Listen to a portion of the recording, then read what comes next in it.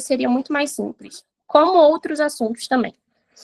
A gente também está gravando essa chamada, então a gente vai compartilhar depois para quem quiser ver, quem quiser anotar. E a Mara já orou, mas eu queria te orientar mais uma vez a você tirar as distrações de perto. Se você puder, cara, abre sua câmera. É muito ruim dar aula sem ver os rostos das pessoas. E também te orientar, né, a pegar um caderno e poder anotar isso para depois você estudar. Pense que esse é o start, né, e semana que vem, de um período da sua vida onde você vai se aprofundar nessa parte das escrituras. Amém? Pode passar aí o primeiro slide para a gente começar a falar sobre arrebatamento. Foi? Olha aqui. Passe aí mais um para a gente ir direto. Gente, vamos lá.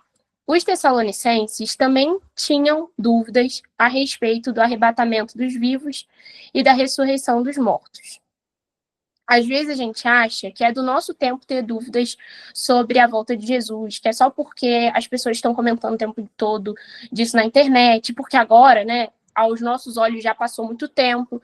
Mas lá no princípio as pessoas já tinham dúvidas a respeito da ressurreição dos mortos, né, e do arrebatamento dos vivos, porque nas religiões mais antigas já existia uma teologia a respeito disso. Se você for parar para ver, toda religião, ela tem uma justificativa sobre o que acontece depois da morte, né? Então, os espíritas, eles ficam aqui vagando na Terra, ou não, eles são reencarnados. Então, eu fico pensando eles, que eram novos na fé, não tinham uma religião que já estava há 2 anos aí, uma religião nova, né, que era o cristianismo.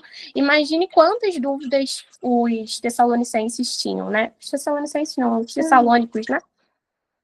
E aí eu já falei sobre isso, que a Bíblia já é completa em si mesma. Repeti o slide. Vamos partir para o próximo slide.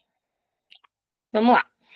Gente, eu acho que, começando a falar sobre arrebatamento, a principal dúvida dos nossos tempos é uma dúvida que talvez não seja tão pertinente, que é quando? A gente vai falar sobre as teorias, mas por orientação até do nosso pastor, a gente prefere não falar quando, porque Jesus mesmo diz que nem ele sabe, só o Pai. Então a gente acha muita presunção a gente apontar datas, mas existem estações, então guarda isso. Não existe uma data, mas não vai ser assim, Jesus voltou. Não, existem sinais que apontam para isso, né? Existem sinais que apontam para isso. Peraí, gente, tô pegando a cachorra que ela tá dando trabalho danado. Ela até tirou o slide. Ela tá com a cabeça lá no vidro.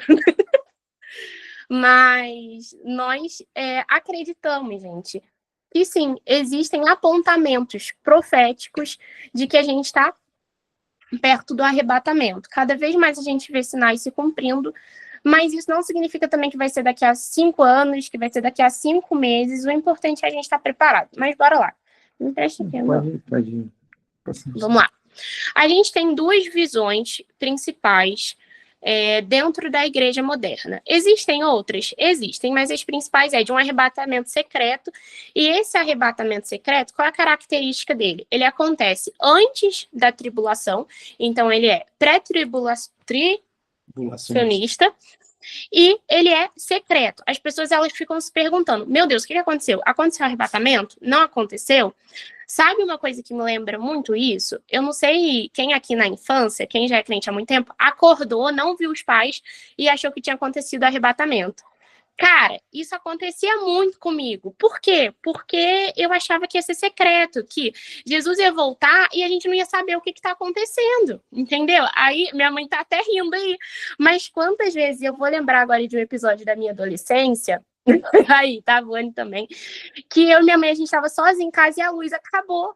E minha mãe, que é crente velha de igreja, ficou desesperada. A luz tinha acabado e a gente ficou assim, meu Deus, Jesus voltou! E foi assim, o dia que meu pai não tava, deu um desespero, gente. Então, a teoria do arrebatamento secreto é muito forte na igreja. E é forte por quê? Porque a cultura, né? Então, por exemplo, a novela Apocalipse que passou na Record, que muitas pessoas viram, gente, muitas pessoas são alcançadas pelas novelas, pela cultura, os filmes, então a gente tem Deixados para Trás, tem Megido, tem vários filmes. E quando a luz da igreja acaba, o pior, os crentes com medo de ser ficado, gente. Mas, cara, é realmente muito comum. E a cultura formou isso em nós, mas sobre o arrebatamento secreto, a gente já esclarece desde o início que o arrebatamento secreto não existe.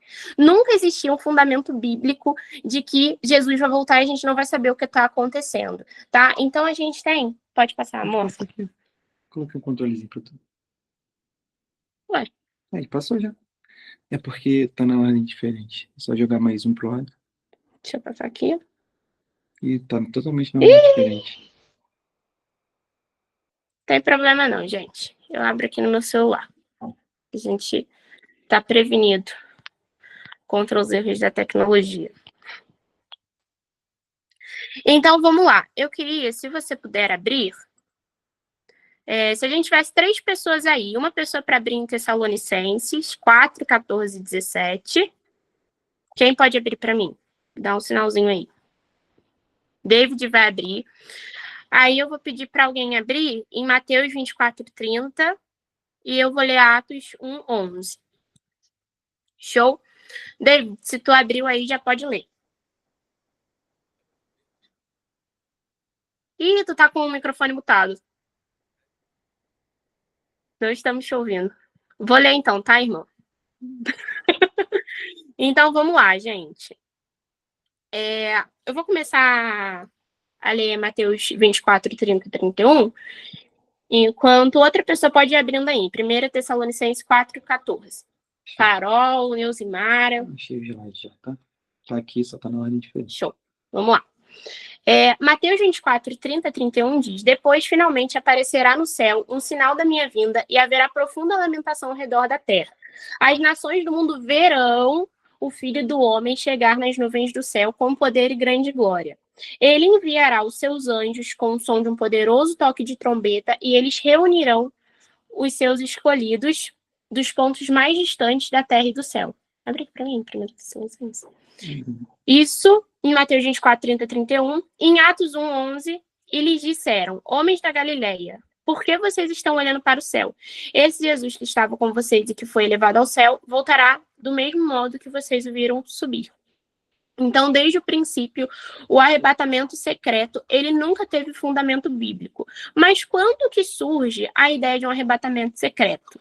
Até 1830, a igreja acreditava que nós seríamos arrebatados depois da tribulação, depois do milênio, e que seria um arrebatamento glorioso. Mas, em 1830, Margaret MacDonald, uma jovem escocesa de 15 anos, teve uma revelação.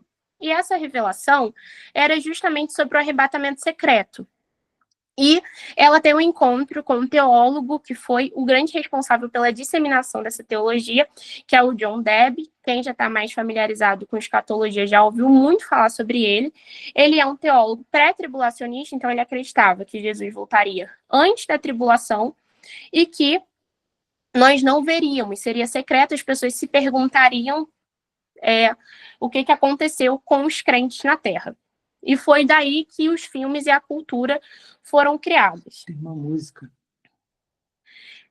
Estou pensando na música. Tem uma música assim. Especialmente entre os pentecostais e os neopentecostais.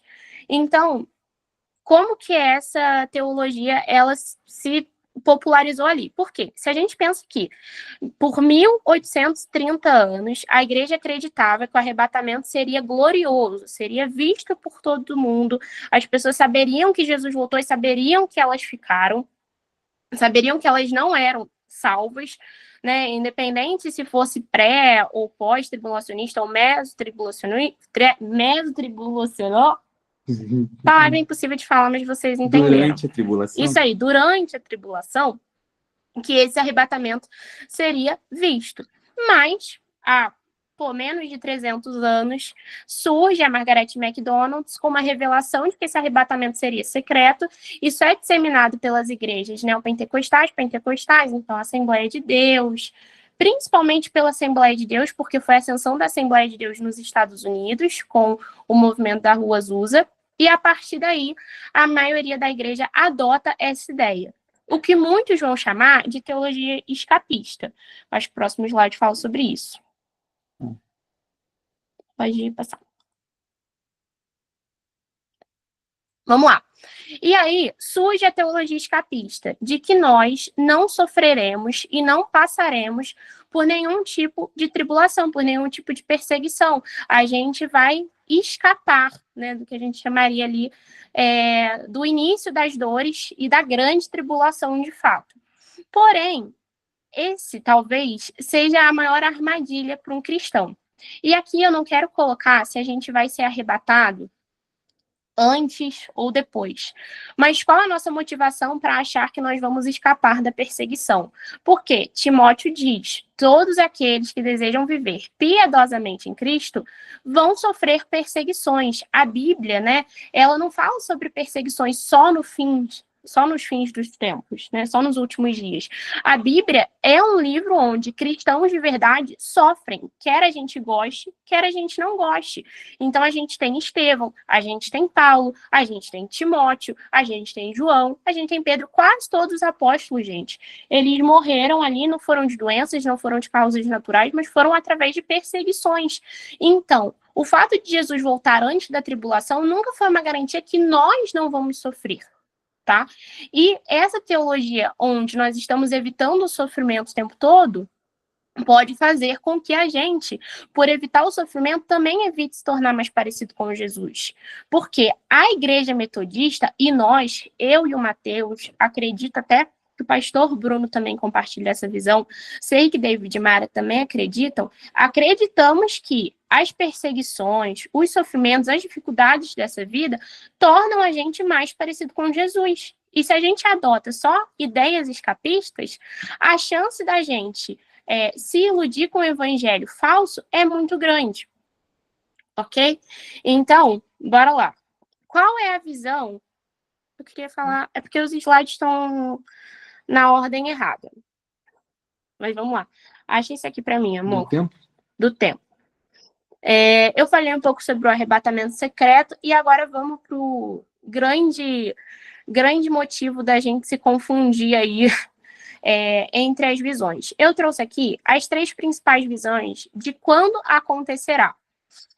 A gente pode dividir em pré-tribulacionistas, pós-tribulacionistas e meso-tribulacionistas. Os pré-tribulacionistas acreditam nesse arrebatamento secreto e antes da tribulação. Então, nos últimos dias nós seremos arrebatados, mas nós não passaremos pela grande tribulação. Os pós-tribulacionistas acreditam que nós passaremos pela tribulação. E os meso-tribulacionistas acreditam que a gente vai ser arrebatado no meio da tribulação. Antes da gente falar sobre os termos, né, amilenista, pré-milenista e pós-milenista, eu acho muito interessante que a gente entenda que esse tema não é para nos causar medo. E também não é para que a gente fique tão focado no quando, tá? Pode voltar, pode deixar naquele lá. Mas para que a gente entenda que durante o período de maior tribulação também vai acontecer o maior avivamento da história. O maior avivamento da história, né, o cumprimento da promessa, né, de que ele derramaria o espírito dele, a promessa de Joel, acontece no fim dos tempos. Então, o fim dos tempos não é só um tempo sombrio para nós. O fim dos tempos é um tempo de glória para a igreja, porque vai ser a maior colheita da igreja. Então, nós não precisamos nos assustar. E eu também gosto muito de dizer que, no período de mais perseguição que a igreja vai experimentar, se a igreja for arrebatada somente depois da tribulação ou no meio da tribulação, vai ser um período que vai produzir também muitos milagres e que a mão do Senhor vai nos sustentar no meio disso. A gente tem essa visão de que o Espírito Santo vai ser retirado da terra e de que no meio ali da tribulação, a gente vai estar desamparado, a gente vai ser enganado. Gente, quem está afirmado em Jesus, na rocha que é Jesus, ainda que a gente passe pela tribulação, nós não seremos enganados. E é aí que entra também outros termos relacionados, que é o amilenismo, o pré-milenismo e o pós-milenismo. Os amilenistas não acreditam no milênio de 1000 anos de reconstrução da Terra, né? Eles não acreditam que esse é um período de paz, eles acreditam que isso é um termo subjetivo, então, que é uma expressão de paz, um tempo de um tempo onde a presença de Jesus vai reinar, mas eles não acreditam que serão 1000 anos. Os pré-milenistas acreditam que, passado a tribulação, nós seremos arrebatados e aí sim vai acontecer o milênio. E os pós-milenistas acreditam que a gente vai passar pela tribulação, pelo milênio, onde a Terra vai ser reconstruída, onde tudo vai ser restaurado e onde a gente vai ter uma participação ativa. Por que eu estou enfatizando mais a pós-tribulação e os pós-milenistas? Porque é a visão que a metodista carrega, que a metodista adota, tá, gente? Não universalmente, a gente não aprende isso como uma obrigação, isso é uma doutrina da nossa igreja. Isso é a teoria que John Wesley tinha e que a igreja metodista tradicional adotou. Se você estudar e, com base nos seus estudos, entender outra coisa, você também não vai para o inferno por causa disso. Nós conhecemos metodistas que são muito, muito crentes, que têm visões diferentes. Mas a gente está apresentando a visão da nossa igreja, que é uma visão pós-tribulacionista e pós-milenista. Então, John Wesley acreditava que nós passaríamos pelo período da pós-tribulação. Pode passar, tem um slide sobre isso. Que nós passaríamos pela grande tribulação, que depois disso a Terra teria um descanso de 1000 anos, onde nós reconstruiríamos a Terra, e essa reconstrução seria ativa. A gente ajudaria a reconstruir aquilo que foi ferido por causa do nosso pecado, né?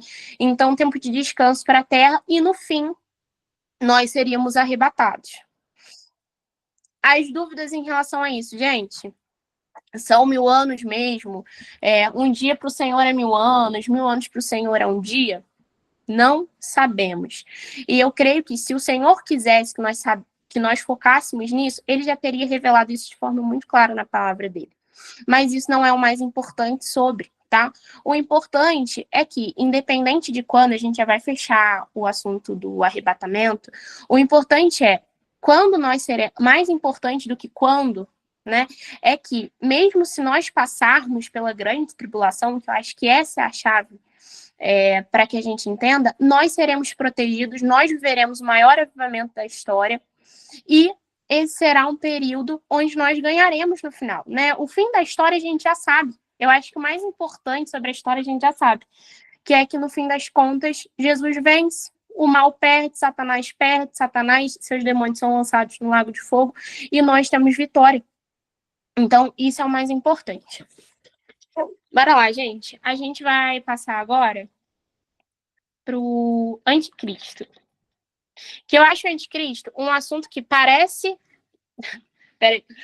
Um assunto que parece ser muito complicado, mas que é muito mais simples do que a gente imagina.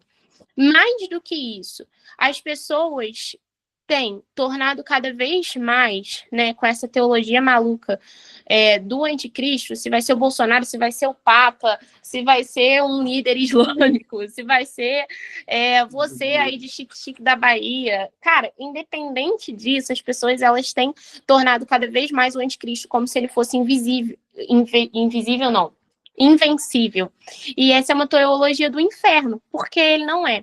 Então, o mais importante sobre o anticristo, mais importante do que saber quem é ele, porque são apenas teorias, é importante... Falaram que é o Trump agora, mas a gente vai ver que não é não, gente. A gente vai ver que não é não. Vou abrir aqui. Vamos lá. A gente pode dividir o anticristo em 3 tópicos. O espírito do anticristo, o reino do anticristo e o anticristo. Gente, o anticristo é uma coisa ou as 3 coisas juntas? As 3 coisas juntas. O anticristo é um ser humano endemoniado que vai se levantar nos últimos dias contra Jesus, contra, né, o Senhor, contra principalmente, né, como João diz, contra o fato de que Jesus é filho de Deus. O anticristo é um espírito que está há muitos anos operando no mundo, e a gente vai entender um pouco mais sobre isso. E o anticristo também é um reino, o reino do anticristo. Tira essa segunda tela aqui, por favor. Vamos lá. O anticristo, ele não, como eu vou voltar lá no começo. Quando Eva cai em pecado, Deus não se vê desesperado. Ele não se vê pensando, o que eu faço agora? Qual é o plano agora? Ele já sabia, para o pecado de Eva, ele já tinha uma redenção. Então, lá em Gênesis, o que o Senhor, enquanto está proferindo a sentença de Eva, ele também já fala sobre a salvação dela, né? Eu acho isso muito lindo. Que é... Engasguei aqui, gente. que a descendência da mulher esmagaria a cabeça da serpente. Amém. Todo mundo já leu essa parte, né, gente? Dá um joinha aí, amigos. Show. Então, bora lá.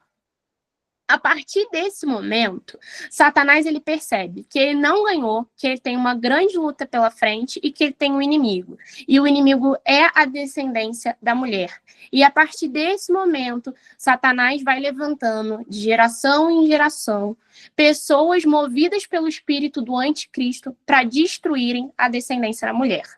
Com o passar do tempo, a gente vai afunilando. A descendência da mulher passa a ser a descendência de Abraão, passa a ser a descendência de Davi. E cada vez mais nós vemos Satanás levantando pessoas para destruir essa descendência. A descendência de Abraão, a descendência de Eva, a descendência de Davi. Então, esse espírito que rege, né? Esse espírito que rege, não, está repreendido. Esse espírito que levanta pessoas, líderes e nações, qual é a teologia do anticristo? Qual é a teologia do espírito do anticristo? Tu tá pulando. Era aquele mesmo. Ele nega o pai e o filho. Então, 1 João 2,22 diz que o espírito do anticristo, que já está operando no mundo, a maior característica dele é que ele nega que Jesus é o filho de Deus. Ele nega a divindade e ele tem sérios problemas contra a família, contra a paternidade. Qual é a maior característica do anticristo? Ele se levanta contra a paternidade, de que Deus não tem um filho.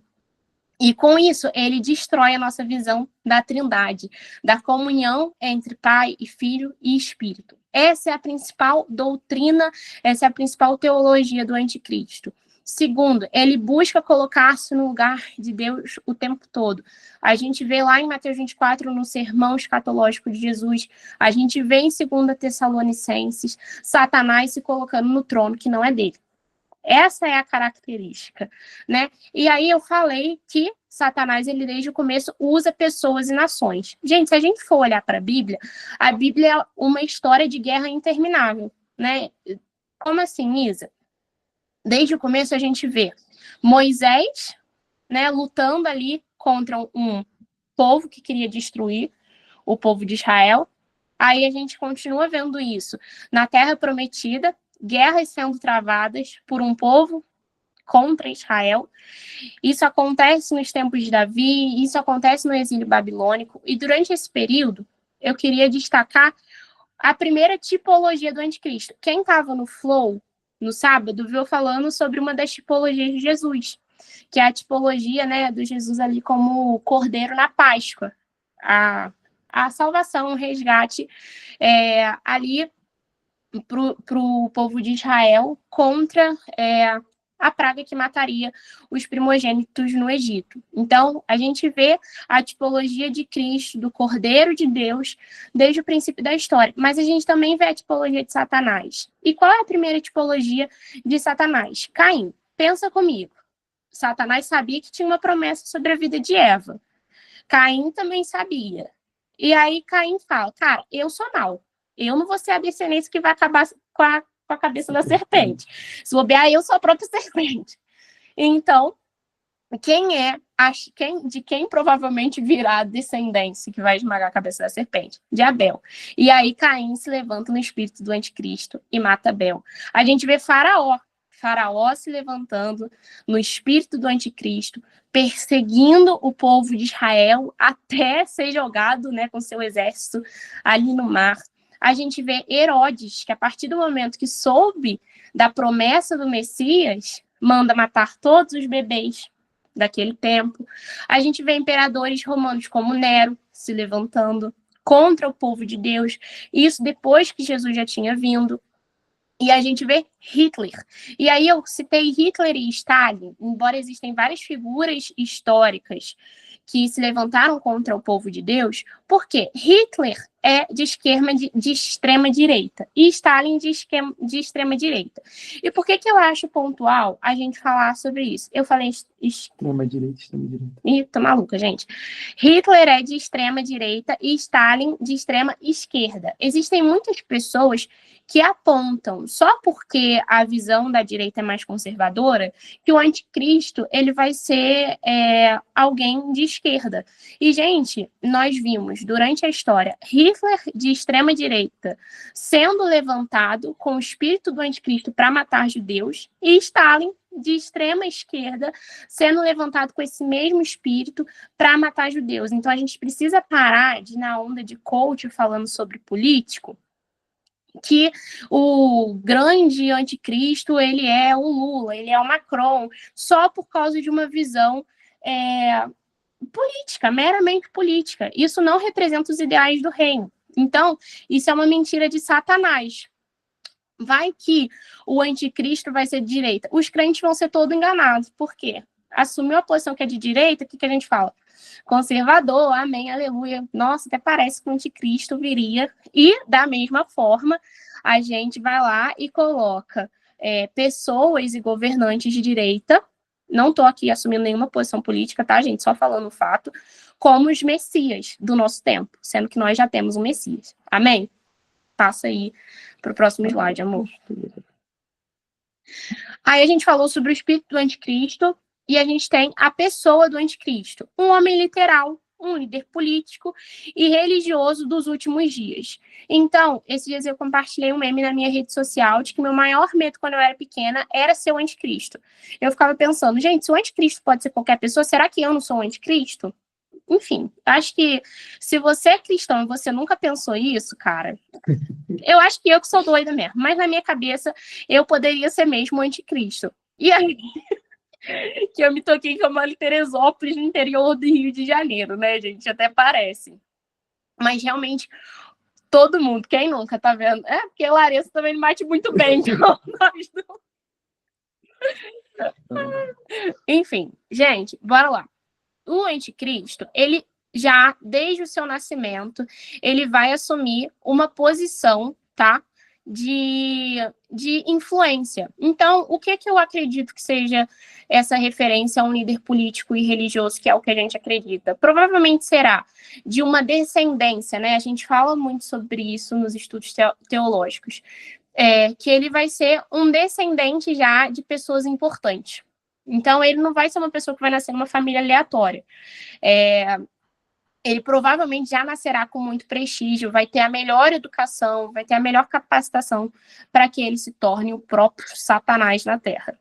Ele vai ser sustentado por grandes sistemas mundiais, então a gente pode ver isso em Daniel 9, Daniel 11 também, que grandes sistemas mundiais apoiarão o anticristo, e aí entra mais uma vez, por isso que a gente não pode estar ancorado na política humana, porque eu tenho certeza que o anticristo ele vai conseguir, a maior característica dele, unir direita e esquerda apoiando ele.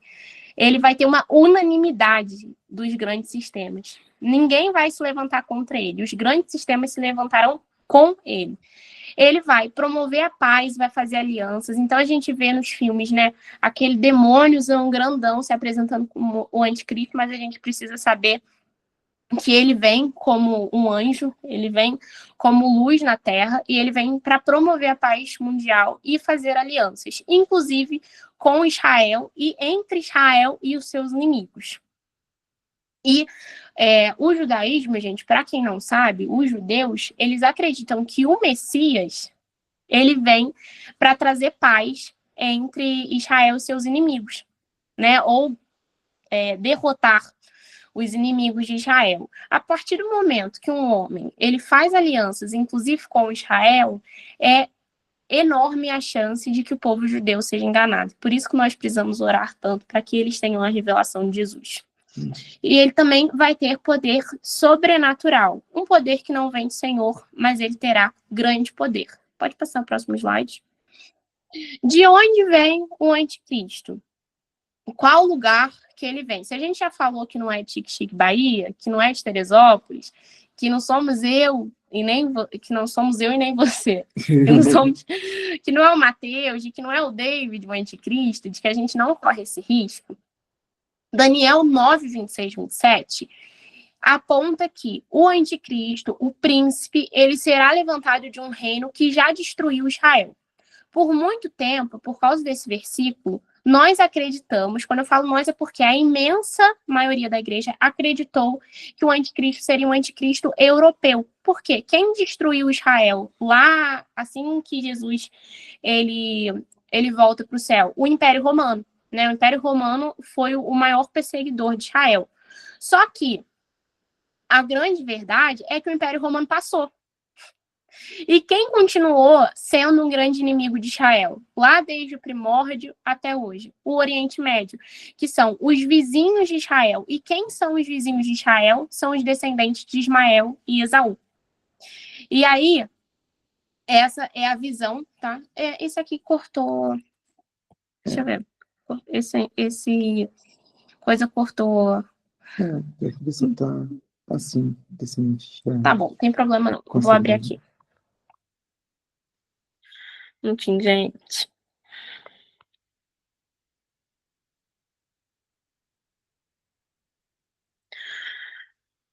Vamos lá. Embora a linha escatológica tradicional acreditou por muito tempo que seria na Europa que o anticristo seria levantado, há algum tempo a teologia do anticristo islâmico vem crescendo. Nela, o reino do anticristo será de onde estão os reinos que vivem ao redor de Israel, os irmãos bastardos de Israel. E a Bíblia, inclusive, usa essa palavra. Os irmãos bastardos de Israel se levantando no mesmo espírito de Caim, de Ismael e de Esaú, contra, né, o Israel de Deus. Isso significa que nós somos inimigos dos povos que são islâmicos? Não, nós precisamos orar por eles, né? Existe um movimento cristão que que condena que condena os antissemitas. Isso. Pronto, que condena eles, mas que promove o ódio contra os povos islâmicos, e isso é totalmente antibíblico, né? A verdade é que a gente precisa orar pela conversão deles também. E aí, por que eu, particularmente, acredito no anticristo islâmico? Gente, qual é a maior base do islamismo? É dizer que Jesus não é o filho de Deus, Jesus é um profeta. E qual é a característica do espírito da teologia do anticristo? De que Jesus não é filho de Deus. Então, eu acredito, e, assim, a gente já estudou muito sobre isso. Existe, sim, fortes motivos para que a gente acredite que também possa ser um anticristo europeu, mas cada vez mais cresce no meu coração a teologia de que o anticristo ele virá como um líder islâmico que vai dominar o mundo. E com essa teologia de que Jesus não é o Filho de Deus, negando a Trindade, negando Jesus, negando a divindade de Jesus, colocando Jesus como profeta, porque seria muito bizarro e seria muito burro Satanás, e ele faz isso também, ele usar um povo que simplesmente nega a existência de Jesus. Porque a gente está acostumado, né? Gente, mas os umbandistas, os muçulmanos, sei lá, as outras religiões não são tão ruins porque elas acreditam em Jesus. Qualquer religião que acredita em Jesus, mas não acredita nele como filho de Deus, está sendo levantado com o espírito do anticristo. Ponto. Mas acredita em Jesus. Tá, mas não acredita que ele é o Filho de Deus? Teologia mentirosa do inferno. Até, por exemplo, os fariseus e os saduceus, eles não acreditavam que Jesus era o Filho de Deus. O que Jesus fala para eles? Que eles são filhos do diabo. Sem dó nem piedade. Mas acreditavam em todo o resto da Bíblia. Não acredita que Jesus é o Filho de Deus? Não importa no que você acredita. Essa é a base do Evangelho. De que Deus deu o seu próprio Filho para salvar aquele mundo, para que todo aquele que nele crê não pereça, mas tenha vida eterna. Então, só para terminar o assunto, para mim, mais importante do que quando ele vem, quem é ele, é a gente saber discernir a teologia dele para que a gente não seja enganado. Por quê? A gente não consegue afirmar se ele vem da Europa ou se ele vem do Oriente Médio. A gente não consegue afirmar se ele vai ser branco ou se ele vai ser negro. se ele vai ter cabelo enrolado, se ele vai ter cabelo liso. Mas a gente vai conseguir, e eu creio nisso. Se a gente tiver uma boa teologia, se a gente tiver alicerçado na Bíblia, a gente vai conseguir olhar para ele, independente de como ele esteja mascarado, de como ele se levante como um ser de luz, a gente vai conseguir olhar para ele e falar, tá repreendido, Satanás. Se você nega que Cristo é filho de Deus, nós não acreditamos em você. Então, toda a teologia do anticristo, o reino do anticristo, o anticristo, ele se levanta contra a paternidade de Deus a Jesus, contra a paternidade que Jesus, né? Jesus é o primeiro dos irmãos. Então, se Jesus não é filho de Deus, nós também não somos. E esse é o ponto central, né? Então, existem essas duas visões, pesquisem sobre isso, é um assunto muito interessante, e é isso, vou passar agora para o meu marido, gente. E perdoem também a qualidade dos slides, gente, porque deu um problema no Canva que cortou várias partes, então foi um pouco na arte do improviso. E o Matheus está numa biblioteca e eu do lado dele estou no sofá. Amém, amém. Deixa teu microfone ligado, que aí eu uso teu microfone, mas eu uso a câmera daqui. Show. Oi, gente, tudo bem? Tem alguém com frio aí? Eu tô com muito frio. Eu tô também um pouquinho nervoso. Vocês vão reparar que eu estou tremendo, porque esse assunto é tremendo. O cadilho ruim. Muito. Mas a gente vai agora partir numa jornada de conhecimento do arrebatamento, que foi o que Isabela falou, até o dia grande e terrível do Senhor. E passando por isso, o nosso primeiro tópico é sobre ressurreição. Quantos aqui creem que nós ressuscitaremos? Eu acho que a gente vai ressuscitar. Mas por muito tempo eu tive muitas dúvidas sobre. Os tessalonicenses também tinham essa mesma dúvida. Eles viviam com essa mesma dúvida. E a dúvida deles era com mais zelo para aqueles que já morreram, porque eles falavam, Paulo, tira essa dúvida aqui para a gente. Se os que já morreram, como é que eles vão ver a volta do Senhor? Como é que eles vão saber que Jesus voltou? Então eles tinham essa dúvida com zelo, mas Paulo, ele enfatiza em Tessalonicenses que a ressurreição é um pilar da nossa fé, não apenas como Eu vou pegar ela. não apenas como é um pilar da nossa fé, não apenas como esperança futura, mas também como consolo para aqueles que estão enlutados, como uma fonte de paz, esperança e justiça. Eita. Com fonte de consolo, paz e justiça para aqueles que perderam seus entes queridos. A ressurreição é um pilar da nossa fé. Isso tem que estar muito cravado em nosso coração. E para falar sobre ressurreição, não adianta, a gente tem que passar um pouco atrás, não tem como a gente só se basear em Tessalonicenses. E tem as primeiras alusões à ressurreição desde o Velho Testamento. Eu gostaria de começar com a história mais antiga da Bíblia. Alguém pode me ajudar? Vamos participar um pouquinho?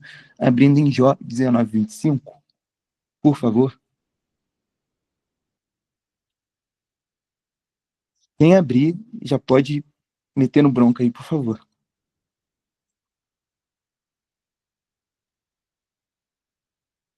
Se ninguém for, eu vou, hein? Ninguém vai. É só o 25? Jó 19, 25 até o 27, por favor. Pois eu sei que o meu defensor vive. No fim, ele virá me defender aqui na terra. Mesmo que a minha pele seja toda comida pela doença, ainda neste corpo eu verei a Deus. Eu o verei com os meus olhos o verão, e ele não será um estranho para mim. E desejo tanto que isso aconteça. Você vê que há um desejo no coração de Jó, mesmo que a doença acabe com ele, deixe ele no pó, deixe ele só pele e osso, na verdade só osso, né? Porque a doença dele era de Chagas, era uma doença que acabava com a pele, que é uma doença de morte. Ele tinha certeza que no mesmo corpo ele veria o Senhor. E o nosso profeta escatológico favorito, Isaías, ele fala assim, mas os teus mortos viverão, seus corpos ressuscitarão. Vocês que voltaram ao pó, acordem e cantem de alegria. O teu orvalho é orvalho de luz, e a terra dará luz aos seus mortos. Não somente isso. Mas o nosso segundo profeta escatológico favorito, Daniel 12:2, diz assim: multidões que dormem no pó da terra acordarão, uns para a vida eterna, outros para a vergonha e para o desprezo eterno. Depois a gente fala sobre isso. E falando desde o começo sobre a ressurreição, nós devemos saber que nós somos plantados na terra como sementes para a vida eterna. Temos que ter fé na continuidade da vida além da morte. Isso é um pilar, isso tem que estar cravado na nossa mente e no nosso coração. E termos essa certeza nos prepara para uma revelação plena em Cristo. A morte, ela não é um fim, ela é um começo para a revelação plena de Jesus. Nós só conheceremos quem Deus é, de verdade, quando morrermos. Isso é muito maneiro. Desculpa, gente, isso é muito maneiro. Isso, para mim, eu piro e eu acho muito legal, porque isso tudo foi possível através de um evento. Não foi a Copa do Mundo, não foi o Réveillon, foi a morte de Cristo Jesus. Eu vou correr um pouquinho aqui. Em 1 Coríntios 15:3 diz assim: pois o que primeiramente lhes transmiti foi o que recebi, que Cristo morreu pelos nossos pecados, segundo as Escrituras. Foi sepultado e ressuscitou no terceiro dia, segundo as Escrituras. Paulo mostra aqui para os coríntios que Jesus morreu e ressuscitou. E isso foi a primeira coisa que ele recebeu e a primeira coisa que ele quer transmitir para nós. Isso tem que estar cravado no nosso coração. Através de Jesus, houve vitória sobre o pecado e também sobre a morte. Porque Jesus, como a própria Isabela diz, é o primogênito entre os irmãos, primogênito entre os mortos. 2 David, tá vendo? Multiplicou. Jesus é o primogênito entre os mortos, aquele que preparou o caminho de ressurreição para nós. Se não fosse Jesus morrendo na cruz e ressuscitando no terceiro dia, nós não conseguiríamos ressuscitar e estar com ele na vida eterna. Isso é lindo demais de pensar. Que sustenta todas as coisas, Hebreus 1. Hebreus 1, Isabela que me lembrou, ele é a verdade que sustenta todas as coisas. Jesus, o primogênito entre os mortos, é a garantia da nossa própria ressurreição. Jesus, aquele que morreu, aquele que viveu, mas que, acima de tudo, ressuscitou, preparou um caminho para nós, para que também nós ressuscitaremos. E isso deve ser um pilar da nossa fé. Eu vou enfatizar nessa frase quando a gente está falando sobre ressurreição, porque, como foi dito no Flow, o repetir é didático. Chloe também está repetindo aqui com a gente. E voltando para a 1 Tessalonicenses, para as cartas de Tessalonicenses, quando há essa preocupação deles sobre a morte e a ressurreição, Paulo exorta. 1 Tessalonicenses 4:13 diz assim: irmãos, não queremos que vocês sejam ignorantes quanto aos que dormem, quanto aos que morreram, para que não se entristeçam, como os outros que não têm esperança. A ressurreição de Cristo é a garantia da nossa ressurreição e a nossa maior esperança. Aqueles que não acreditam nisso não têm esperança, não vivem realmente e vivem triste. Porque isso aqui é forte demais, porque a morte não tem a última palavra sobre os cristãos de Cristo. Porque Jesus vive, nós também viveremos. Essa é a certeza que transforma o luto em esperança gloriosa. E é isso que, muitas vezes, quando nós vemos grandes homens, grandes heróis da fé morrendo, nós temos que nos apegar a essa certeza. Jesus é quem transforma o luto numa vitória gloriosa sobre a morte e o pecado. É lindo de se ver isso. E é o que tem que nos alimentar de esperança. É isso que tem que nos mover a viver de forma plena em Cristo. Porque sem ele nós não ressuscitaremos. Sem ressurreição não tem a vida eterna. E como a Larissa disse, a nossa esperança é Cristo. E para isso, depois disso tudo, depois de nós estarmos cientes do que é a morte e que isso não tem fim em nós mesmos, nós entendemos a ordem dos acontecimentos. O próprio Paulo fala para os próprios Tessalonicenses o seguinte: dizemos a vocês pela palavra do Senhor, não é o que Paulo está falando, é a palavra do Senhor, que aqueles que nele já dormiram. que nós, os que estivermos vivos e os que ficaremos até a vinda do Senhor, certamente não precederemos os que dormem. O que isso significa? Versículo 16. Pois, dada a ordem, com a voz do arcanjo e o ressoar da trombeta de Deus, o próprio Senhor descerá dos céus e os mortos em Cristo ressuscitarão primeiro. Depois nós, os que tivermos vivos, seremos arrebatados com eles nas nuvens para o encontro com o Senhor nos ares. E assim estaremos com o Senhor para sempre. Há uma ordem dos acontecimentos. Aqueles que morreram, eles têm prioridade. Não são velhos, não são idosos, mas eles estão na fila prioritária. E eles entrarão primeiro na glória. Larissa, sim, eu creio e a Bíblia diz que nós veremos. Eu ia falar isso, né? Porque acaba que o próprio Paulo responde essa pergunta da Larissa. Depois, nós, os que estivermos vivos, seremos arrebatados com eles nas nuvens para o encontro com o Senhor nos ares. Então, nós não só veremos eles serem arrebatados, como também encontraremos com eles no momento de arrebatamento. Os mortos em Cristo ressuscitarão primeiro, e nós, os vivos, seremos arrebatados para encontrarmos com eles nos ares. Mas isso deixa uma pergunta para nós. Se Paulo fala aqui daqueles que morreram em Cristo, que subirão primeiro, o que acontecerá com aqueles que não morreram em Cristo? Vão ser pó ainda para a terra? Vão ser adubo para a terra continuar aqui? O corpo vai acabar?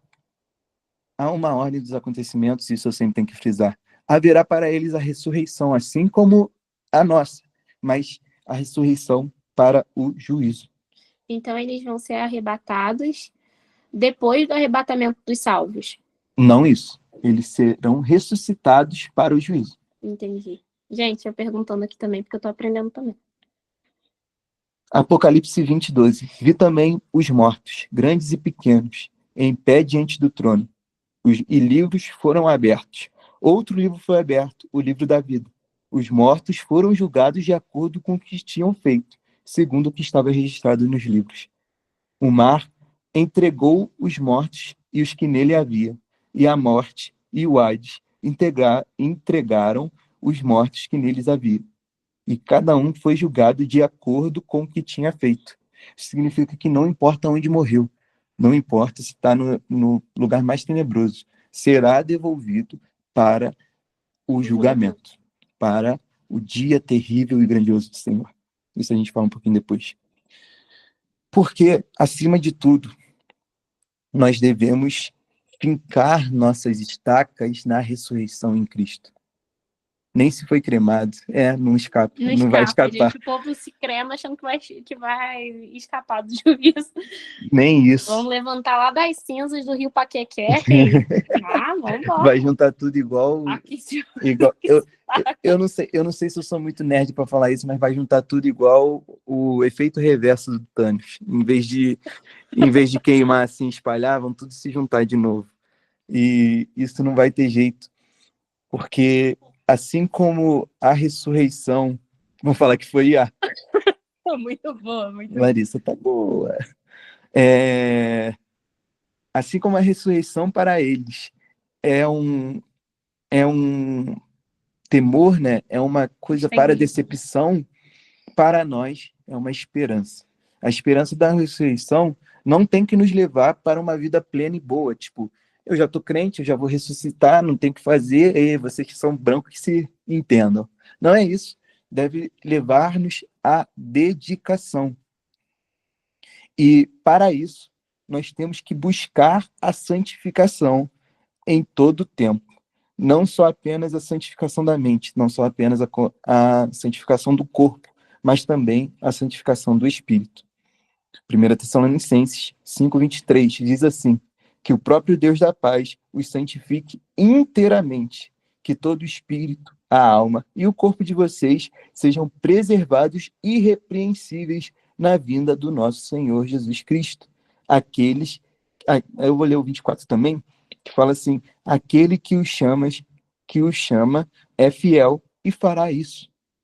Senhor nos santificará, não somente uma parte. A tipologia que a Isabela falou no sábado, que o cordeiro inteiro deveria ser comido, ele também nos traz uma santificação completa. Nós devemos nos santificar por completo. O corpo de Jesus foi partido, o corpo de Jesus foi arrancado pedaços, o corpo terreno, mas ele se entregou por inteiro. E nós devemos buscar também a santificação completa. O nosso corpo deve ser um templo para o Espírito Santo. A nossa alma deve ser branca como a neve. E o nosso espírito deve ser alinhado com Cristo. E para isso tudo, deve ser frisado que a morte não é o fim para quem está em Cristo. Ela é o início da nossa vida eterna. Glória. Uma frase aqui do Alessandro Vilas Boas, ele diz assim, que a esperança da ressurreição não nos tira do mundo, mas nos envia para ele com um propósito eterno. Somos chamados a ser sal e luz, manifestando o reino enquanto esperamos o rei que virá e nos ressuscitará. Eu sou muito fã do Alessandro Vilas Boas, Isabela sabe disso. Eu acho que até, olha, eu me intrometendo, mas eu sempre lembro, quando eu penso na ressurreição, de que ela é a razão da nossa esperança, de qual a gente precisa estar sempre pronto para falar, né? Pedro fala isso, estejam sempre prontos para explicar para aqueles que não são crentes a razão da sua esperança. Então, se você evita esse assunto por medo da morte, chegou o tempo de aprender ele, para você explicar para aqueles que têm medo por ignorância que a morte não é o fim. Cristo em nós, a esperança da glória eterna. Amém. E é isso que temos que frisar. A esperança da ressurreição não tem que nos separar do mundo. Aí, ó. Deus é bom. Aleluia. Aí, amém. Vamos fazer aquele teatro da noiva, Carol. Muito bom, tá? Nunca viu de capeta na Assembleia? Ai, Jesus. Ai, Misericórdia. David com a boca aberta. Vai aprender sempre. Vou pro dia de Senhor, só vou finalizar aqui, que a esperança da ressurreição não nos deve ser como pessoas altivas acima disso. Nós devemos utilizar da esperança da ressurreição como um combustível para sermos sal e luz, manifestando o reino do Senhor enquanto ele vem. Amém? Amém, irmão. Agora, nós iremos falar de um assunto que Isabela está aqui, ela viu minha animação quando esse assunto veio à tona, e eu quero muito falar. Isabela ontem viu, enquanto eu estava realizando os slides aqui, eu estava elétrico. A gente estava tremendo falando sobre isso. Eu estava elétrico e tremendo. Ainda estou também, né, gente? Está muito difícil. É um assunto muito complicado, mas também é um assunto muito que nós temos que falar com temor. E isso tem que ser fomentado em nosso coração, não como algo que nós devemos fugir, mas algo que a gente pode se espelhar com a igreja de Tessalonicenses. A igreja de Tessalonicenses era uma igreja que tinha muita expectativa pelo dia do Senhor. A igreja ela se preocupava até com os mortos, como a gente leu anteriormente. Elas falavam, poxa, os mortos não vão ver o dia do Senhor. Nós queremos ver o dia do Senhor, como é que a gente vai fazer isso? Mas o dia do Senhor é uma surpresa. Ninguém sabe o dia nem a hora que o noivo vem. O dia do Senhor é uma surpresa para o mundo que vive em falsa segurança. Nós devemos agora, e eu quero separar agora a aula, né, com o objetivo de desvendar o dia do Senhor, conforme revelado a uma igreja que vivia em intensa expectativa. Assim como a igreja de Tessalonicenses vivia querendo saber sobre o dia do Senhor, nós agora temos a oportunidade de desvendar esse dia, assim como foi explicado para ela, nós também se alimentarmos por isso. E de pararmos de cantar sublime só por cantar, porque esse como espera o dia, sem saber como esperar, não pode mais acontecer. É isso. Vamos lá. Dia do Senhor é falado para a igreja de Tessalonicenses da seguinte forma. 1 Tessalonicenses 5:2, isso aqui eu vou ler na íntegra. Pois vocês mesmos sabem perfeitamente que o dia do Senhor virá como ladrão à noite. Quando disserem paz e segurança, a destruição virá sobre eles de repente, como as dores do parto à mulher grávida, e de modo nenhum escaparão. Virá como um ladrão da noite. A natureza do dia do Senhor, ela é repentina e inesperada. Ela vem para pegar de surpresa tanto os que estão na fé, só que uma fé fraca, quanto os que estão no mundo, vamos falar assim. E a comparação com o ladrão não significa que Deus vai arrombar a porta e ele vai chegar tudo e que a gente tem que ter medo. Não. É porque um ladrão a gente nunca espera. Nós não esperamos um ladrão. Nós não vemos a hora de ser assaltado. Eu, por exemplo, não ando na rua falando, vem me assalta aí que eu tô pronto agora. Vou.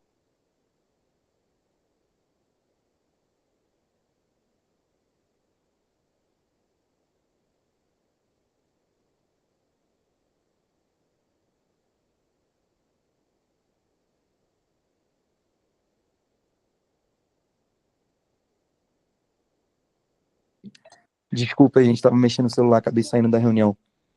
Mas eu não fico aqui colocando meu celular para fora falando, olha aqui, ladrão, vem buscar que agora eu tô pronto. Agora se tu vier para me roubar, eu tô pronto para te dar 2 socos. Sendo que eu sou muito fraco. Então a comparação com o ladrão que Paulo faz não é para causar medo, porque Deus não é ladrão, mas é para alertar sobre a surpresa. E nós, por conta dessa ciência, né, por conta de estarmos sabendo sobre isso, nós devemos ter urgência de viver preparado. 1 Tessalonicenses 5:6 diz assim: portanto, não durmamos como os demais, mas estejamos atentos e sejamos sóbrios. Vou ler o 7 também. Pois os que dormem, dormem de noite, e os que se embriagam, embriagam-se à noite. Versículo 8. Nós, porém, que somos do dia, sejamos sóbrios, vestindo a couraça da fé e do amor, e o capacete da esperança da salvação. Senhor vem como um ladrão da noite, mas isso não tem que causar medo.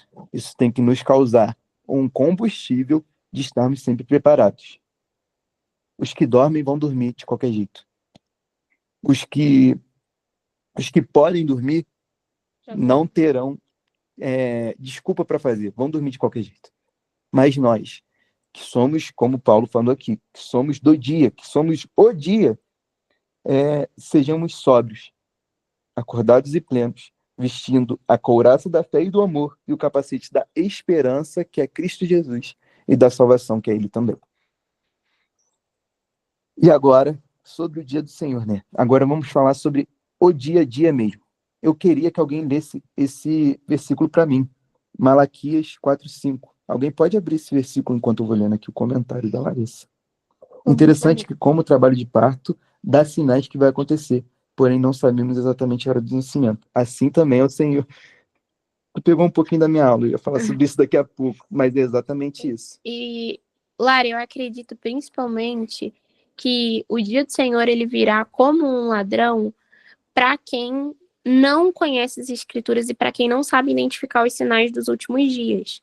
Se você não é enfermeiro, se você não tem ciência do que é uma mulher entrando em trabalho de parto, se você não é médico, não é da área da saúde, você não consegue identificar se aquela mulher ela tá entrando, né, quantos centímetros ela tá de dilatação e tal. Da mesma forma, se nós não sabemos quais são os sinais da vinda do Senhor, nós também seremos pegos de surpresa. Mas se a gente sabe quais são os sinais, ainda que a gente não saiba o dia, a gente sempre vai entender que está se aproximando. Eu também tenho ansiedade, Larissa, eu concordo contigo. Porque eu já estava doido para colocar os carros na frente do boi e falar sobre isso. Mas tia Rosângela vai abrir Malaquias 4:5? Perfeito. Abri. Show. Eis que eu vos enviarei o profeta Elias, antes que venha o grande e terrível dia do Senhor. Antes que venha o quê? O grande e terrível dia do Senhor. Grande para quem e terrível para quem? Para mim vai ser terrível? Não, para mim vai ser grande. Para o mundo vai ser terrível. Malaquias, ele descreve o dia do Senhor como um dia grande e terrível. Para os crentes é o dia de revelação da glória de Deus e o triunfo total da morte de Cristo sobre a morte, sobre o pecado. Mas para os descrentes, Amós, ele fala de uma forma excepcional. E eu quero abrir aqui com vocês. Isabela vai ler? Quer ler? Ai de vocês que anseiam pelo dia do Senhor. O que pensam vocês do dia do Senhor? Será de trevas e não de luz. Será de quê? De trevas e não de luz. Exatamente. O dia é terrível, é grande, é glorioso, mas isso é para nós, para os crentes, para aqueles que aceitaram Jesus como sua certeza de salvação, para aqueles que estão em Cristo e que sabem que Ele é a esperança da glória eterna. Isso será o dia da revelação, para isso, para nós. Este será o dia da glória e revelação do triunfo de Cristo. Mas para os que não creem nisso, será dias de trevas e não de luz, de densas sombras e sem nenhum resplendor. Mas para isso, novamente, nós temos que entender uma espécie de cronologia. Agora eu vou até sentar. Que é bastante complicado. Eu quero até... Tá todo mundo... Espero que todos estejam prestando atenção, porque essa parte é um pouquinho mais complicada. Se todo mundo conseguir reagir com um joinha aí, ou alguma reação, vai ser maneiro para eu ter essa noção. Perfeito.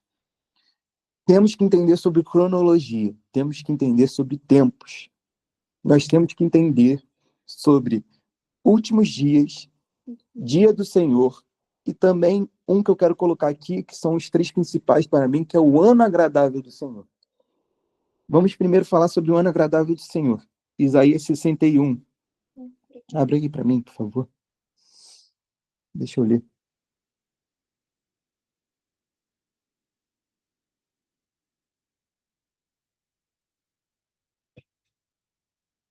Estava ansioso para falar sobre isso, né, dona Sábia? Isaías 61, 1 e 2, diz assim: o Espírito do Soberano, o Senhor está sobre mim, porque o Senhor me ungiu para levar as boas notícias para os pobres. Isso aqui, Isaías está falando, olha, o Espírito do Soberano, o Senhor está sobre mim. Então não é Isaías falando, isso aqui é o próprio Jesus Cristo, usando a vida de Isaías para levar as boas notícias. Aqui as boas notícias é evangelho. Evangelho também tem no Velho Testamento, tá? A Bíblia é completa por si só. Nós não devemos amar um lado, amar o Novo Testamento e ignorar o Velho Testamento. Não, nós devemos entender que ela é completa, ela tem começo, meio e fim. Então, o mesmo evangelho que é pregado no Novo Testamento é também pregado no Antigo Testamento. Isaías fala sobre isso. O Senhor ungiu ele para levar o evangelho aos pobres. Enviou Elias para cuidar dos que estão de coração quebrantado, anunciar liberdade aos cativos e libertação das trevas aos prisioneiros, para proclamar o ano da bondade do Senhor, ou o ano agradável do Senhor, e o dia da vingança do nosso Deus, para consolidar todos aqueles que andam tristes. Para isso, eu quero levar vocês para outra jornada. Como eu disse, a Bíblia é completa por si só. E Isaías 61 nos leva direto para Lucas 4. Isso aqui está no meu top 2. Top 2 favoritos da vida. Versículos favoritos na Bíblia e passagens favoritas na Bíblia. Em Lucas 4, 18, diz assim. Na verdade, 17. Fala que Jesus foi à sinagoga e no versículo 17 diz assim: foi-lhe entregue o livro do profeta Isaías e abriu-o e encontrou o lugar onde está escrito. Então aqui, para vocês entenderem, eu quero até dar um tempo aqui, só dar um contexto. Quando os judeus iam para Shabá, eram distribuídos para aqueles letrados o pergaminho que continha as profecias. Nesse caso aqui, Jesus sempre chamou a atenção, né? O menino Jesus sempre chamou a atenção por ele ser letrado. Ele foi quem falou com 13 anos, durante 12 anos, desculpa, obrigado, Isabela, durante muito tempo na sinagoga.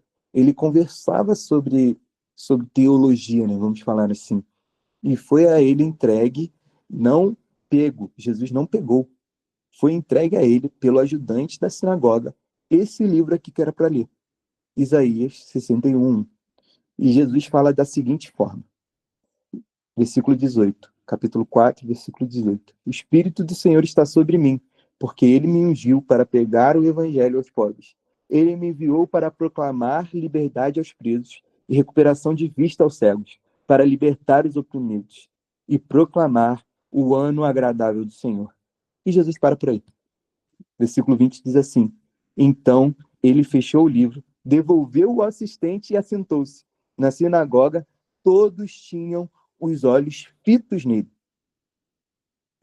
O ano agradável do Senhor. Quando nós falamos sobre cronologia e tempo, nós temos que entender os tempos. Nós temos que entender o que é um ano agradável do Senhor.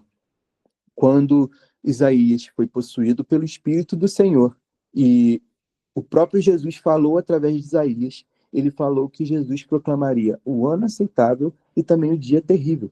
Mas quando Jesus se apresenta e vem em carne e osso, quando ele vai falar sobre isso, ele para. Ele só fala, eu estou aqui só para proclamar o ano da graça do Senhor, o ano agradável do Senhor. Isso faz um Jesus incompleto? Não, não faz. Faz o Jesus da primeira vinda. O Jesus que veio, morreu por nós, e desde o momento que ele pisou na terra, iniciou-se o ano agradável do Senhor. Quando nós comparamos o ano agradável, ele é como se fosse, nos tempos antigos, um jubileu. O que é um jubileu? É um período de 50 em 50 anos que as dívidas eram perdoadas, que os escravos eram libertados. Então Jesus veio para isso, para perdoar nossas dívidas e libertar os escravizados de alma. Desde que ele chegou, o jubileu começou para nós. E desde que ele chegou, o jubileu começou. O jubileu é um ano agradável do Senhor.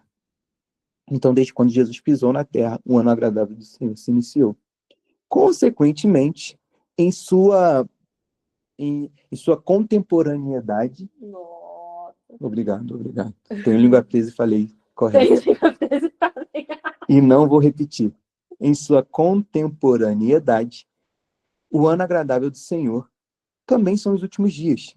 Joel 2, eu quero fazer rápido esse link, não quero nem perder muito esse tempo, eu vou até dar uma caçadinha aqui, que eu não tenho o versículo de cabeça. Quer que eu vou procurando enquanto você vai falando? Está marcado. É sobre...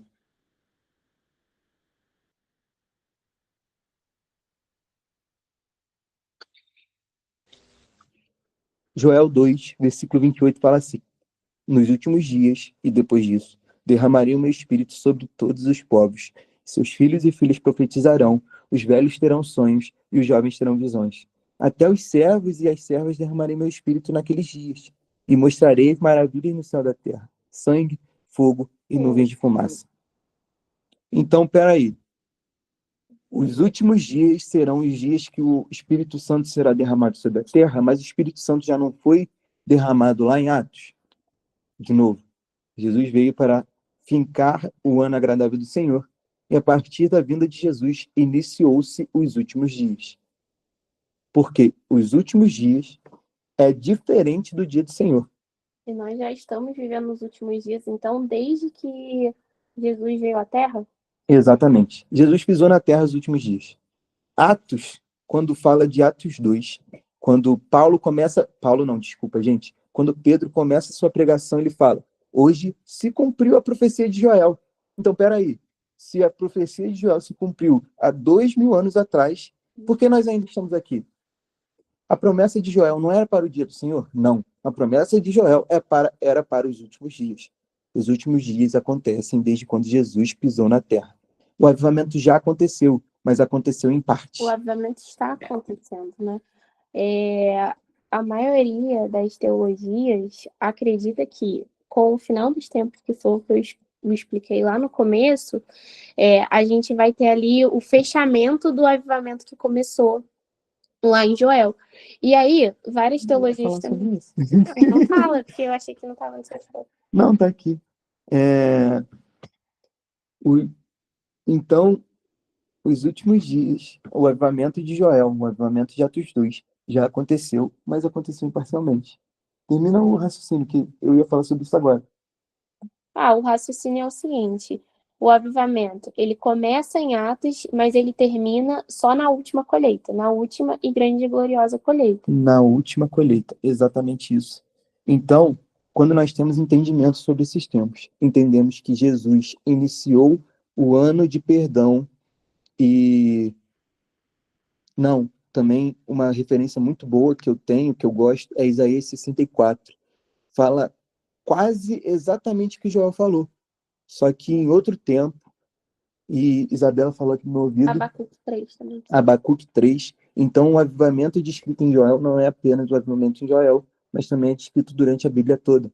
E por isso que nós acreditamos que o avivamento foi feito, em grandes aspas aqui, né, para nós não pecarmos, em partes, porque ainda haverá o grande É colheita. como se o avivamento tivesse sido construído, como se fossem os tijolinhos, e o grande avivamento fosse acontecer nos últimos dias com a No grande dia colheita. do Senhor. No dia do Senhor. No Também tá dia do aprendendo, Senhor. gente, também Os tá últimos aprendendo. dias já acontecem e nós estamos nesses últimos dias. E mais ainda, por conta de nós estarmos nos últimos dias, nós estamos no ano agradável do Senhor, nós estamos no tempo de misericórdia de Jesus, aquele que veio, perdoou nossos pecados, nos livrou e nos tirou de um aprisionamento de escravidão. E por isso, nós devemos ter entendimento pleno e total sobre esses tempos. É uma doideirinha, eu não vou mentir para vocês. Ontem, enquanto eu estava fazendo, eu ensaiei com Isabela umas 5 vezes. E Isabela falou, não, mas Matheus, tem que falar desse jeito, porque senão não vai entender. Não, Matheus, tenta jogar para esse lado. Eu E eu, bugando junto com o Matheus. e eu concordo com ela, porque não significa... É algo difícil, é claro, é algo muito difícil de compreender, mas é algo imprescindível para aquele que é crente e quer pregar no fim dos tempos, quer pregar nos últimos dias. Nós devemos ter entendimento sobre isso. Nós não devemos cair numa mentira ou, às vezes, numa falsa verdade que é, poxa vida, eu escuto desde os tempos da minha avó que nós estamos nos últimos dias. Esse Jesus nunca vem. Quem aqui já escutou essa frase? Eu já, muito. Nossa, gente, porque é exatamente isso. Nós estamos nos últimos dias. O dia do Senhor, o dia da vingança, para aqueles que não estão aqui, não são crentes, ainda vai vir. E o dia do Senhor, ela tem um grande enigma, vamos falar assim, que é o enigma de Pedro. Pedro, quando é questionado sobre o dia do Senhor, ele fala, olha, ele dá uma explicação, assim como nós estamos aqui debatendo, nós estamos aqui conversando e explicando, e ele fala o seguinte, porque um dia para o Senhor era como 1000 anos, mas 1000 anos para Deus é como um dia. Então, para o dia do Senhor, existem duas interpretações, e são interpretações chaves, tá? E aqui, como a Isabela falou, a gente não está aqui afirmando qual interpretação é certa, qual interpretação é errada. Nós estamos aqui trazendo um debate e trazendo também essas informações para a gente ter e cultivar em nosso coração, pesquisar mais, se aprofundar mais. Beleza? Isso aqui, agora, aqui vou cochichar para vocês, aproveitar que a Isabela está olhando para o outro lado. Eu acredito nisso aqui, tá? Eu acredito que o dia do Senhor tem duas interpretações chaves. Um dia, 24 horas, mas também o que Isabela falou sobre tempo, milênio, 1000 anos. Então, o dia do Senhor será um dia no qual o Senhor virá. E aí nós receberemos aquilo tudo. E nós veremos o É o Senhor. dia do arrebatamento também? Não necessariamente, mas será o dia da grande... Poxa, Da grande manifestação da da glória de grande Deus. manifestação da glória de Deus. Eu ia resumir para baixo, mas tipo, de uma forma muito pobre. É como se fosse a guerra do Armagedon feita. Que Jesus vem e vem com o seu cajado, vem com a sua glória Vence tudo e no final. vence tudo e mostra isso tudo. Então, o dia do Senhor, como 24 horas, é esse dia de revelação plena do Senhor. Mas também é 1000 anos. Então, sim. Que também é aquilo que Isabela falou. Creio no milênio será literalmente 1000 anos, porque Deus, exatamente. Eu acredito também que vai ser 1000 anos. E indo nessa pegada que Isabela falou, né? Tem pessoas que não acreditam que serão 1000 anos, que, Amilenista. que tipo, ou será, tipo, 1000 anos é só, como é que você falou? Você usou uma palavra muito boa.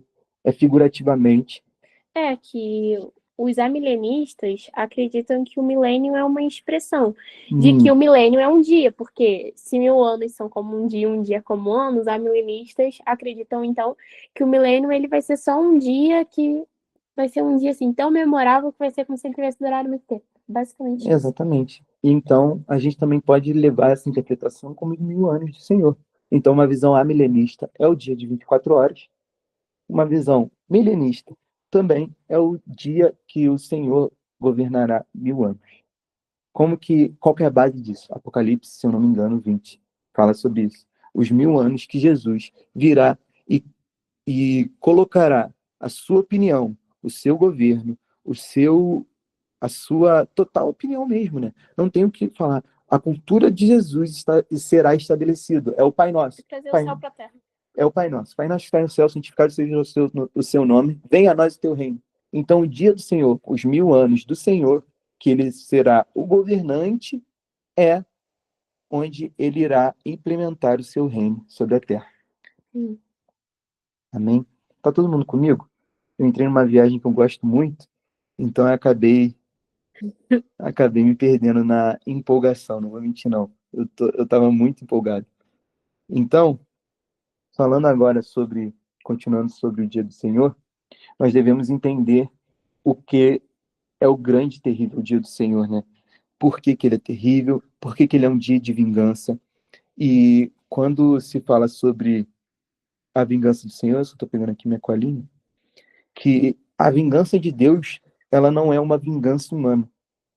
A vingança não é impulsiva de Deus, é uma vingança justa e santa, de um juiz que não é isso aqui, é um juiz soberano. Ele não tem os mesmos olhares que nós, ele não tem as mesmas opiniões que nós. Deus, ele é santo, ele é soberano e, acima de tudo, no dia do Senhor, ele será juiz.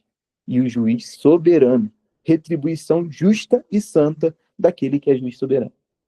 E lembrando que o Apocalipse, a volta de Jesus, a destruição da terra, não é Satanás tocando terror na terra, mas é a manifestação da glória de Deus também, em formato de vingança, mas é a manifestação da glória de Deus. E isso precisa trazer conforto para que a gente não viva como se a gente estivesse numa guerra bilateral, onde Satanás ataca e Jesus ataca. Não, a guerra já está vencida, ele é unilateral. É a manifestação da ira de Deus, que é tão santa quanto da misericórdia dele, contra aqueles que não aceitaram o nome dele, que tiveram a oportunidade de conhecer ele e não aceitaram. Satanás já perdeu. Se a gente tivesse resumir a aula como uma coisa, Satanás já perdeu. É igual aquele meme que tem, né? Já ganhou. Já ganhou.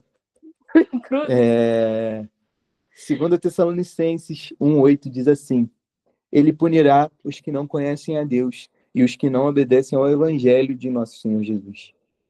Jesus virá em chamas de fogo, tomando vingança contra os que não conhecem a Deus e contra aqueles que não obedecem ao evangelho. Versículo 9 diz assim: Eles sofrerão a pena de destruição eterna, a separação da presença do Senhor e da majestade do seu poder. O juiz justo, o juiz santo e soberano, ele dá a sentença como ele quer. Não cabe a nós. Não cabe a nós julgar. É ele quem dá a sentença, é ele quem dita o que irá acontecer, e para isso, acima de tudo, nós devemos então se preparar. Como? Vivendo em santidade e em missão. O dia do Senhor será terrível para os ímpios, grandiosos para os crentes e marcará a justa retribuição divina. Gravem isso, gente. Gravem na tábua do seu coração isso. Que Paulo nos exorta para vivermos como filhos da luz. Ainda no capítulo 5 de 1 Tessalonicenses 5, diz assim: Vocês todos são filhos do dia, filhos da luz, filhos do dia. Nós não somos da noite nem das trevas. E ele nos exorta também a vivermos vigilantes e sóbrios. Versículo 6 fala sobre isso. Mas, acima de tudo, nosso modelo maior, Jesus, no Mateus 24, diz assim, e eu quero ler essa passagem, já estou encaminhando para o final. Mateus 24:42, no seu sermão escatológico, Jesus diz assim: portanto, vigiem, porque não sabem em que dia virá o seu Senhor. Jesus nos chama a vigiar, pois não sabemos, nem saberemos o dia e a hora que o Senhor virá. E aquele que for fiel e prudente será bem-aventurado. Versículo 45. Quem é, pois, o servo fiel e sensato, a quem o seu Senhor encarrega dos demais servos da sua casa para lhes dar alimento no devido tempo. Feliz é o servo que seu Senhor encontrar fazendo assim quando voltar. Jesus nos chama a vigiar e a estarmos retos na missão que é Cristo Jesus. Retos na missão que Cristo Jesus nos incumbiu. Logo, Deus quer olhos fitos nele e olhos fitos na sua missão e vigilantes no que está acontecendo, para que nós não sejamos encontrados como servos loucos que não fazem aquilo que o seu Senhor manda. E aqui é uma frase, eu esqueci de quem é, John Wesley, obrigado, Isabel me lembrou. Frase de John Wesley sobre isso, que diante de um dia tão solene, a única resposta sensata é a busca incessante pela santidade e um ardente zelo pelas almas. John Wesley aqui, ele é gigante, porque assim como Alessandro Vilas Boas falou lá no começo, que a nossa esperança da ressurreição não pode acabar em nós mesmos, John Wesley, há 200, 300 anos atrás, me fugiu a memória nesse momento,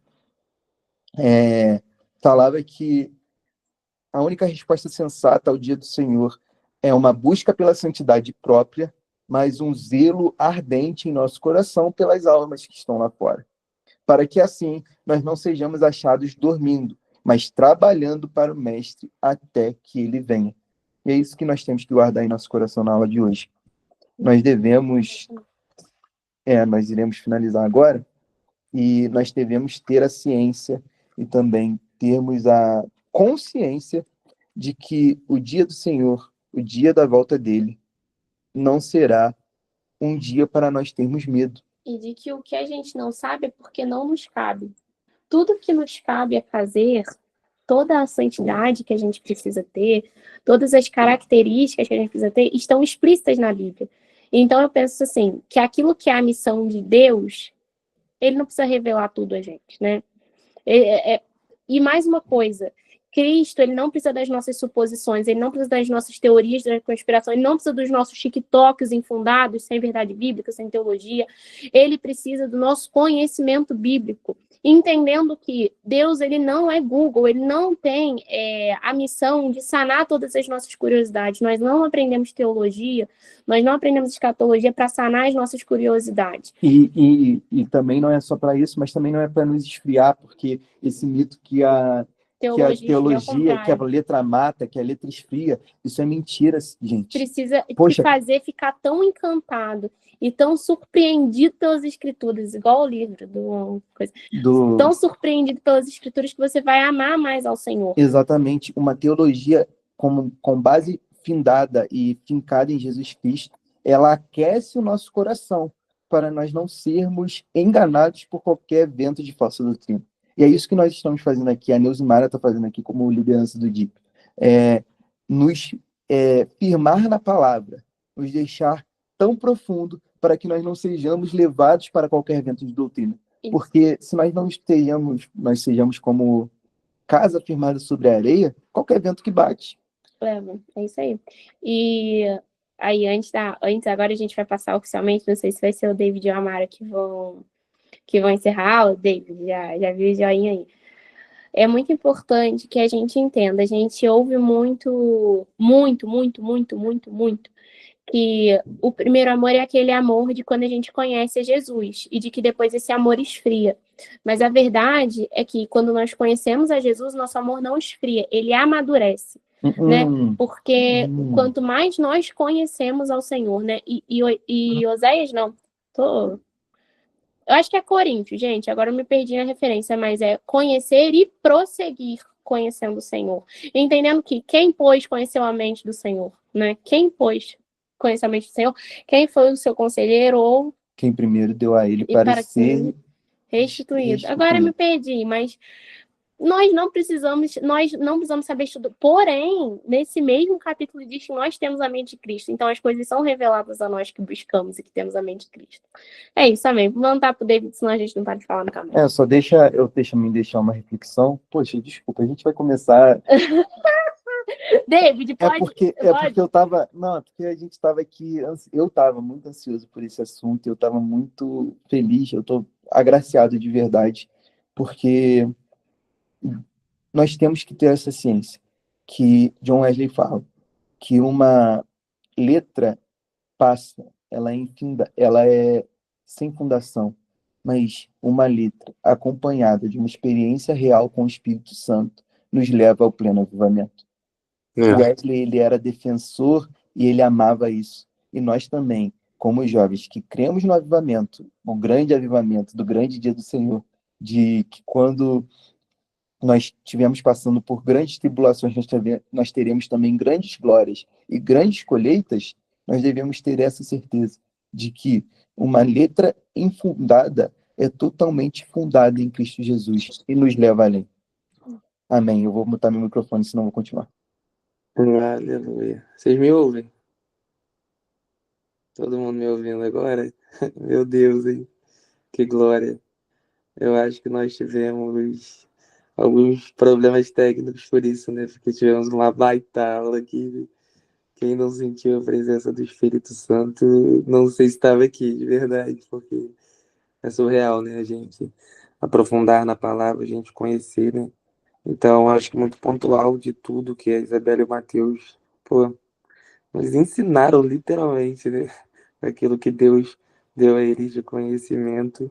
Acho que o pontual é esse profundo, né? Que é a proposta do DIP. Quanto mais a gente se aprofunda na palavra, como foi citado o texto aqui, quem pode conhecer os pensamentos do Senhor?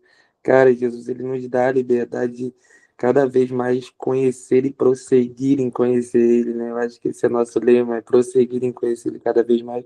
E como a gente conhecer Ele? Se aprofundando na palavra. Então, ele traz as revelações dele, como a própria palavra vai dizer, ele nos revela essas coisas através da palavra, né?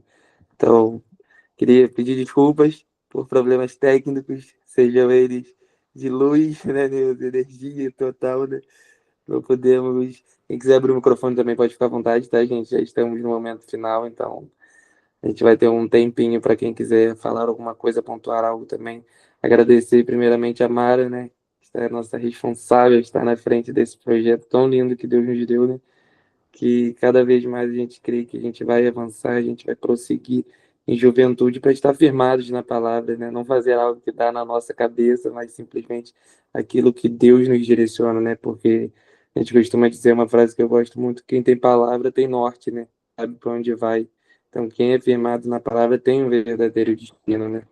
Para onde iremos nós, Jesus? Só tu tens palavras de vida e a palavra do Senhor, ela está aqui todos os dias disponível para gente. Então, gratidão a Mara, gratidão a Matheus e a Isa, somando mais que demais junto a gente nesse projeto, né? Então, são pessoas de extrema confiança, não só minha, não só da Mara, mas do nosso pastor também. E cada um que está aqui, agradecer a participação, tia Rosângela, Lara, Carol, todo mundo que participou mandando perguntas, sejam dúvidas, sejam elas afirmações também. A gente tem um grupo que todos aqui já estão inseridos, né? Vocês podem, durante a semana, a gente estava aqui revendo o vídeo, como a Isabela e o Matheus falaram, né? Foi gravado.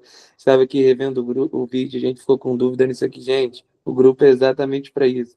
Eu sei que muita gente corre de grupo, né? É tão difícil, quem é líder aqui, quem está aprendendo de algo, sabe o quanto é difícil uma interação num grupo. Então, o grupo é feito para isso, para interagir. Você pode interagir, você pode mandar perguntas, você pode falar, David, Matheus e Isabela falaram isso, mas eu acho que é isso aqui, o que vocês acham? Dá para a gente linkar isso? Então, o grupo ele é feito para isso. Então, gratidão a cada um que esteve aqui participando. Carolzinha citou o momento de teatro, que é algo fundamental para a gente também, a gente crê nisso. Então, olha como a palavra ela abre portas, né? Ela nos revela realmente, nos lembra muitas coisas, entendeu? E, cara, coisa linda esse comentário agora, hein? Jesus é muito lindo, então, cara, eu tô maravilhado, de verdade. Como o Matheus disse, eu tô extasiado, eu tô feliz, eu tô radiante para aquilo que Jesus ainda vai fazer. Teremos a próxima aula, nós daremos as direções no grupo também. Sim, cara, sim. Quantas vezes nós fizemos peça exatamente disso? Nós tínhamos uma peça o último dia. Então, são realmente coisas que um cristão ele tem que viver, ele tem que saber, né? Porque muitas vezes vamos ser questionados disso, né? E se nós não soubermos para onde iremos, onde queremos ir, acho que a gente vai ficar um pouquinho perdido realmente e qualquer coisa vai ser válida para nós, né? Então, gratidão a cada um que participou, que esteve aqui. Gratidão a todos, todos mesmo. Vocês são sensacionais. Obrigado por nos apoiarem nisso. E como eu digo, cara, a gente está à frente de algo, mas todos aqui fazem parte desse algo. Então você soma com a sua presença, você soma com as suas dúvidas, com as suas sugestões. Então, dê sugestões no grupo. Ah, vocês não acham que vocês podem fazer assim na próxima vez e tal? Cara, a gente está aberto a tudo, de verdade. Então, obrigado a cada um que participou, a todo mundo. E eu amo vocês mais. Se a Neuza quiser pontuar alguma coisa, o Matheus e a Isabela quiserem pontuar algo também, esse é o momento. Vocês podem abrir o microfone, hora de qualquer coisa que vocês quiserem falar, tá bom? Que daqui a pouco a gente vai estar encerrando com uma oração. Só agradecer mesmo, gente. Foi top. Eu tô aqui chocada com essa aula. Meu Coisa Deus. linda. Foi maravilhosa, maravilhosa. Agradecer mais uma vez a Isa e Matheus. Falar o que o David já falou, né? A gente confia totalmente em vocês, a gente sabe que Deus derramou algo lindo sobre vocês, então ouvir falar a respeito desse assunto que é tão importante para nossa fé através de vocês foi bênção. Demais, amei, amei. Obrigada por todo mundo que tá aqui com a gente também.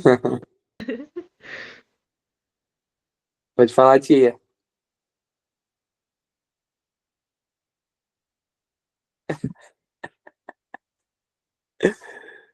Alguém Ô, mais quer mãe, falar? nenhuma palavra de incentivo, mãe. É porque ela levantou Uma a mão. palavra.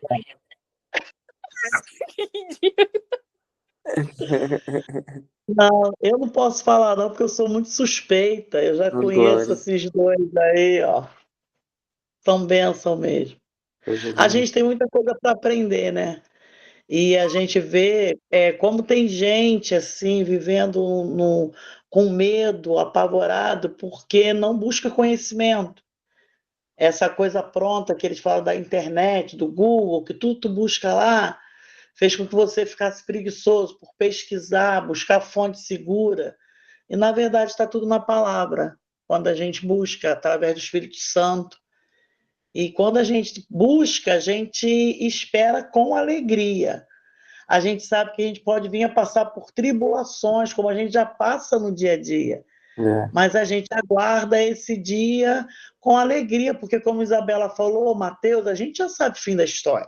é verdade. Né? É isso. Aleluia. Obrigado, tia.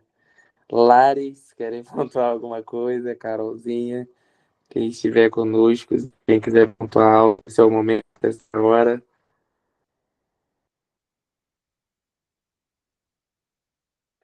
Glória. Pessoal, tava enrolada, estava trabalhando. Tá dando pra me ouvir? Tá, né? Sim. Tava enrolada. Vou abrir a câmera, pera.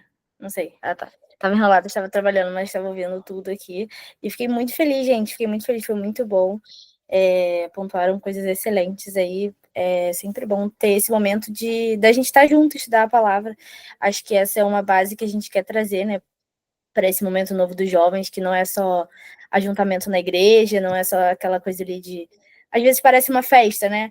Mas a gente quer Eventos, se né? aprofundar cada vez mais... Isso aí, a gente quer se aprofundar cada vez mais na palavra e muito feliz por esse momento e por vocês terem se colocado aí disponíveis, né, para fazer isso. Então, Glória a Deus. Obrigado, Bea. Mais alguém, queridos? Lari está comentando. Lari, abre o microfone, Lari. Ela falou que tá sem áudio. Ah, sim. Tá Então, sem valeu. áudio. Ela tá na Caramba, ela tá na autoescola. autoescola. Gente, Se alguém nunca ouvir pegar alguma carro com coisa, Larissa. Nunca mais vou pegar uma carona com ela, velho. não me dê carona. Mas, enfim, o último comentário da Lari foi que ela queria dizer que foi bênção demais. Falaram abertamente sobre tudo que precisávamos escutar e precisamos cada vez mais disso, né? Porque ela já vê o ministério carregando muita gente. Glória a Deus por isso. Deus é lindo, obrigado. Vocês são bênção demais. Mais alguém, queridos? O importante é Jesus, isso aí. Terão próximas. Em breve a gente já vai soltar a próxima data lá, né? Lari Sampaio falou que ela tá, assim como Maria, escolhendo a boa parte, tá?